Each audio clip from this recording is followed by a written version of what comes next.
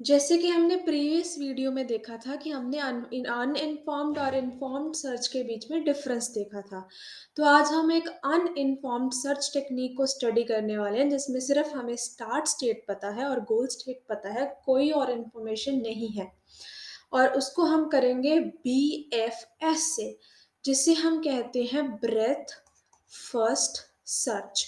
अब breath first search को पहले समझ लेते हैं, फिर उसको देखते हैं कि कैसे होती है ये। ठीक है, तो मैं बोलूँगी आपको कि देखिए कि जैसे अगर मेरे पास एक स्टेट स्पेस ग्राफ है।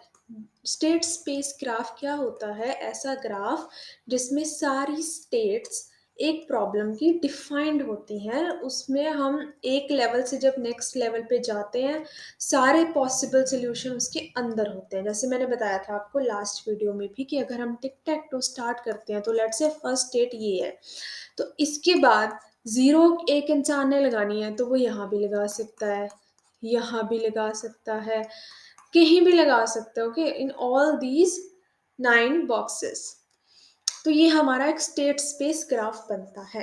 तो लेट्स से अगर मेरे पास एक गो स्टार्ट स्टेट गिवन है ए और मेरा गोल स्टेट वो स्टेट है जो हमारा क्या होता है, सॉल्यूशन टू द प्रॉब्लम। तो जो हमें फाइंड करना है, जैसे टिक टैक टो में हमें क्या फाइंड करना होता है कि विच प्लेयर वॉन, या वॉन हुआ प्लेयर ए, या प्लेयर बी ने जीता, या ड्रॉ हुआ। ठीक है, तो उसको हम गोल स्टेट बोलते हैं, जो स्टेट हमें अचीव करनी है।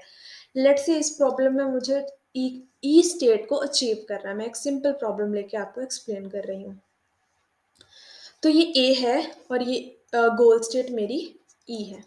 तो what I will be doing is, breath first search में क्या होता है कि अगर मैं ए से स्टार्ट कर रही हूँ ना, तो मैं पहले इसके नेक्स्ट लेवल के, जैसे ये लेवल 1 है इस ग्राफ इस ट्री का या इस ग्राफ का, तो 2 ये लेवल 3। तो मैं पहले इसके जितने भी नेक्स्ट लेवल पे सॉल्यूशंस हैं उनको सर्च करूँगी। इसे हम कहते हैं ब्रेथ फर्स्ट। जैसे अगर मैंने पहले टर्न में ए को सर्च किया, let me erase this first. अगर मैंने फर्स्ट टर्न में ए को सर्च किया तो उसके सक्सेसर समझते हो ना आप, जितने भी नोड्स उससे लिंक्ड हैं, उसकी चिल्ड्रन है, जिन्होंने ट्री पढ़ा है प्रोग्रामिंग लैंग्वेज में, जो भी उसकी चिल्ड्रन है, या आप कह लो कि जो एजेस, जिसकी एजेस वहां पे कनेक्टेड है नेक्स्ट आगे आगे जाके, तो उसको हम बोलते हैं सक्सेसर्स। तो उसके सक्सेसर्स को हम सबसे पहले डील करेंगे। जैसे बी सी डी इसके सक्सेसर्स हैं, तो ए के बाद जो फर्स्ट हम जिस पे सर्च लगाएंगे वो होगा बी, उसके बाद सर्च होगा सी, उसके बाद सर्च होगा डी। तो जो थर्ड है, जब हम बी सी डी को सर्च कर लेंगे, फिर उसके बाद हम बी के बाद ई और एफ को सर्च करेंगे। तो इस तरह से हम हर लेवल वाइज सर्च करते हैं। एक नोड जहां से हमने स्टार्ट किया उसके साथ लिंक्ड जो नेक्स्ट नोड्स हैं, हम पहले उनको सर्च करेंगे। जैसे पहले इनको सर्च करेंगे, फिर इनको, जो इसके सक्सेसर्स हैं। मैं यहाँ पे वर्ड लिखती हूँ, सक्सेसर्स। तो नेक्स्ट इसकी एल्गोरिदम देख लेते हैं। इस लेक्चर में हम थ्योरेटिकली करेंगे, नेक्स्ट लेक्चर में मैं इसका कोड स्क्रैच में एक्सप्लेन करूंगी, तो प्लीज़ आप वो भी वीडियोस देख लें। नेक्स्ट ये है हमारी एल्गोरिदम इसकी BFS की।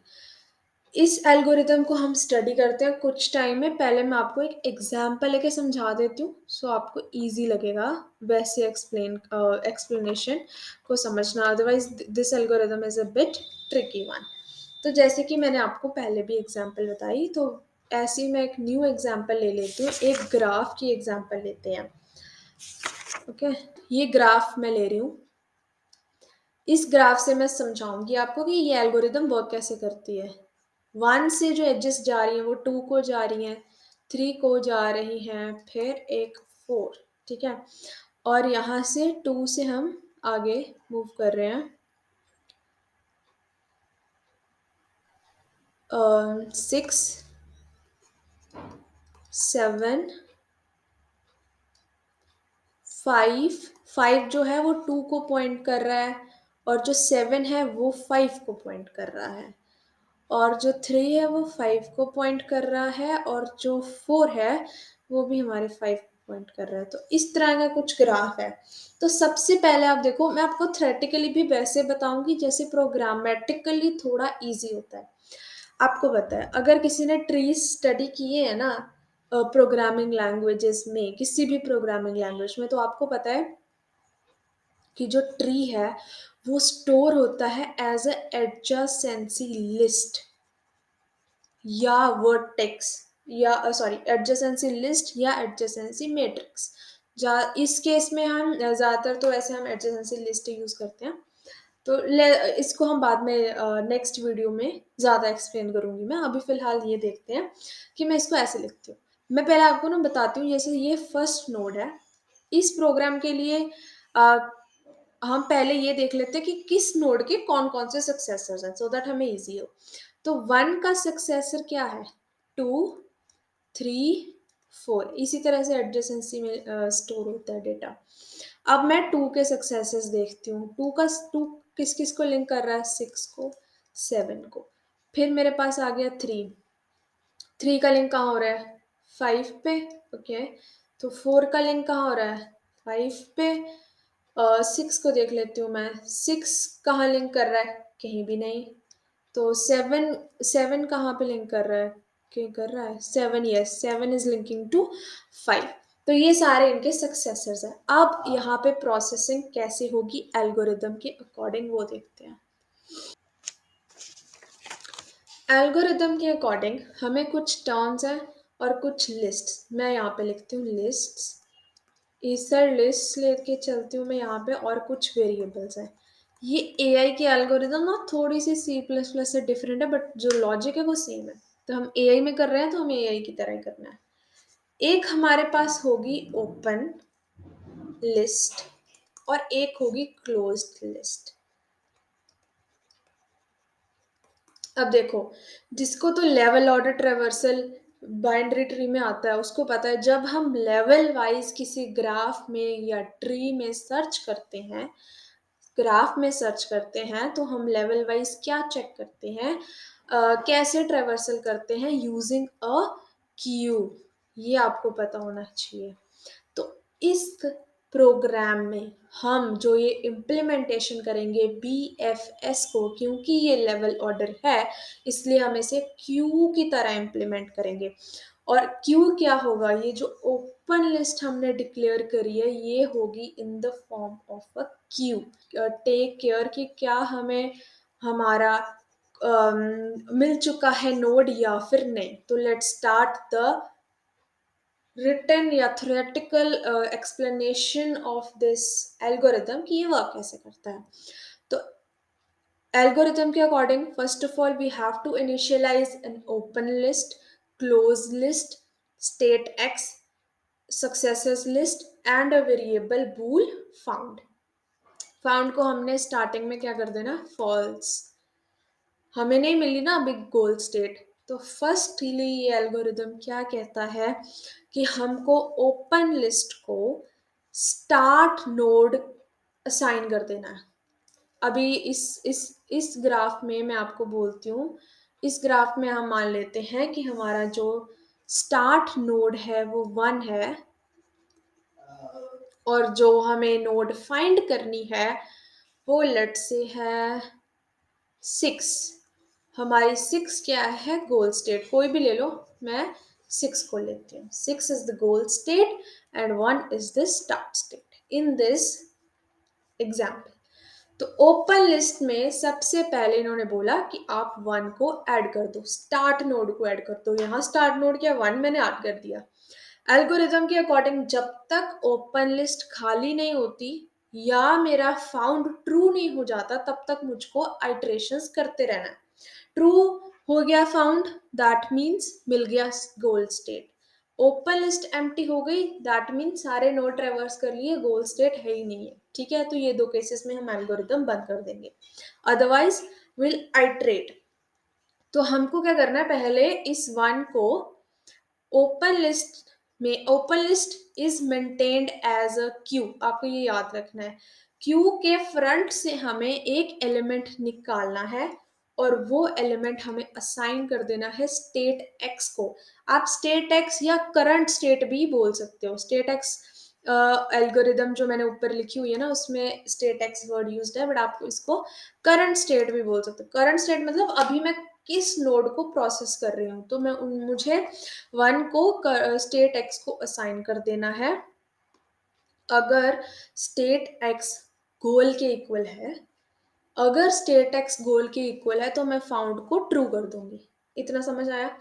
और मुझे फिर एक्स अगर नहीं है इक्वल गोल स्टेट के, one is not equal to goal state six, then I will perform expand operation. Expand operation क्या कहता है कि जो भी स्टेट एक्स में नोड है उसके जो सक्सेसर्स हैं वो क्यू में ऐड कर देने। ये मैंने क्यू से निकाल के स्टेट एक्स को दे दिया था ना, तो ये कैंसिल हो चुका है। अब वन के सक्सेसर्स कौन कौन है, 2 3 4। अब ये मुझे अपेंड करने कि हमको जो भी करंट स्टेट में है वो क्लोज्ड लिस्ट के अंदर ऐड कर देना है और नेक्स्ट आगे मूव करना है। आगे मूव किए हम पॉइंट 2 पे। अब स्टेट एक्स मुझे असाइन करना है 2 को। 2 स्टेट एक्स बन जाएगा करंट स्टेट। इसके सक्सेसर्स में सॉरी, इसको मैं चेक करूंगी कि क्या ये गोल स्टेट है, नहीं है। अगर नहीं है तो इसके सक्सेसर्स को मैं क्यू में ऐड कर दूंगी। क्यू में ऐड होके यहाँ पे क्या आ जाएगा मेरा, 2 के सक्सेसर्स क्या क्या है, 6 एंड देन 7। तो हमको ये पता होना चाहिए कि जो क्यू है उसमें इंसर्शन हमारी एट द एंड होती है और डिलीशन हमारी होती है फ्रॉम द फ्रंट। ये आपको पता है ना, तो इसीलिए जो मैं नोड्स ऐड कर रही हूँ वो तो एंड एंड से ऐड कर रही हूँ, ठीक है। जैसे 6 और 7 इसके एंड पे ऐड किया और मैं डिलीट कर रही हूँ स्टार्टिंग से, ओके। तो 2 के जो सक्सेसर 6 और 7 ये मैंने ऐड कर दिए। तो अब फिर से जो स्टेट एक्स है वो मैं क्लोज्ड लिस्ट में ऐड कर दूंगी और जो मेरे क्यू में फ्रंट है वो मैं रिमूव करके उसको स्टेट एक्स में डाल दूंगी।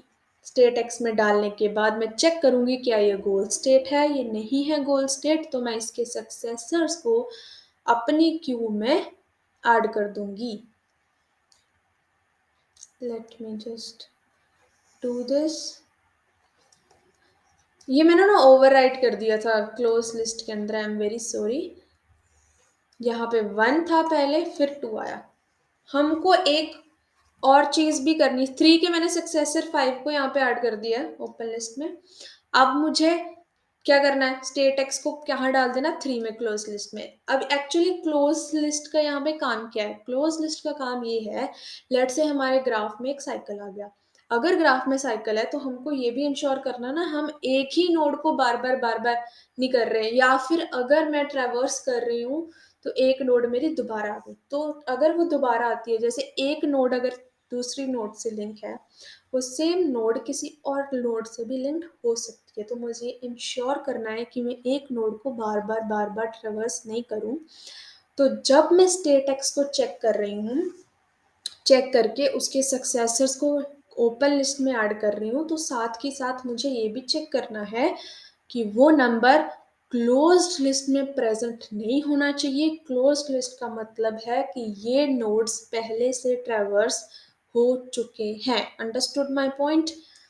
ठीक है, ये आप कुछ भी बना लो इसको, तो लिस्ट को आप एज ए वेक्टर ले लेना कोड में, ठीक है। तो मेरा अब स्टेट एक्स इस पॉइंट पे क्या होगा, 4। 4 मेरा गोल स्टेट है, नहीं है, तो मैं इसको क्या करूंगी, इसके सक्सेसेस पे जाऊंगी 5। अब देखो इसका सक्सेसर है 5, तो 5 तो पहले से ओपन लिस्ट में एडेड है ये, बट मुझे ये दोबारा से ऐड करना पड़ेगा क्योंकि मैंने यहाँ पे कोई चेक नहीं लगाया है, मैंने चेक लगाया क्लोज लिस्ट में। तो 4 का सक्सेसर 5 मैंने ऐड कर दिया। अब नेक्स्ट मेरा है 6, तो 6 बनेगा मेरा अब स्टेट एक्स, और मैं ओपन लिस्ट से उसको रिमूव कर दूंगी।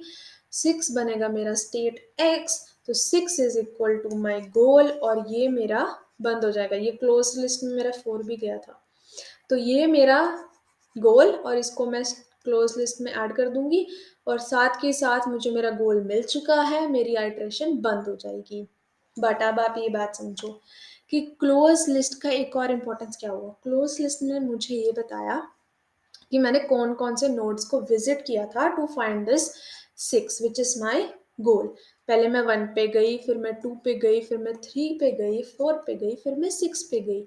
तो हम इसको बोल सकते हैं ये पाथ ऑफ फाइंडिंग सोल्यूशन है। तो path of finding solution is your closed list, your open list is helping you to traverse in level order manner, जो आपको एक क्यू की तरह मेंटेन करना है।